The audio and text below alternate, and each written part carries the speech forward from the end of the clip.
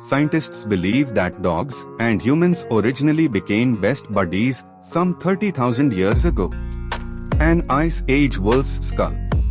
They are referred to as a man's best friend. Scientists believe that the bond between dogs and people has existed for tens of thousands of years.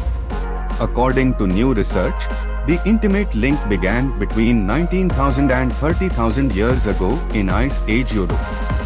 According to fresh genetic evidence, that's when ancient hunter-gatherers first domesticated wolves, the forebears of today's domestic dogs.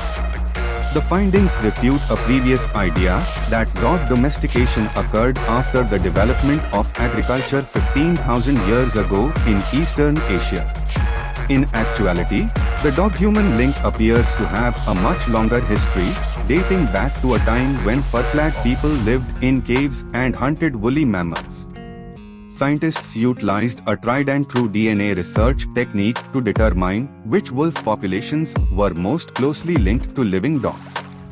The DNA retrieved from the fossil bones of ancient European Ice Age wolves, as well as present wolves, most closely matched that of domestic dogs. There found some overlap with DNA from other wolves, coyotes, and dingoes from throughout the world.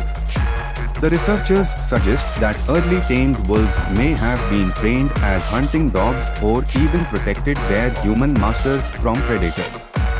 Conceivably, proto-dogs might have taken use of carcasses left on site by early hunters, assisted in the capture of prey, or offered defense from huge competing predators during kills, the Finnish and German researchers reported in the journal Science. The domestication of a big and dangerous predator by dogs most likely happened by mistake, perhaps after wolves were drawn to hunter campsites by the smell of fresh meat. The findings refute prior theories that early farming brought wolves sniffing about villages and creating human-wolf connections. Professor Johannes Krause of Tübingen University in Germany, one of the researchers, stated, "Dogs were our friends long before we raised goats, sheep, or cattle." The researchers looked at a specific form of DNA present in mitochondria, which are tiny power plants within cells that generate energy. Unlike nuclear DNA, which is found in the cell's hearts, mitochondrial DNA is exclusively passed on through mothers. As a result, it's a useful tool for tracing ancestors. The study contained genetic information from 18 prehistoric wolves and other dog-like creatures, as well as 77 dogs and 49 wolves living today.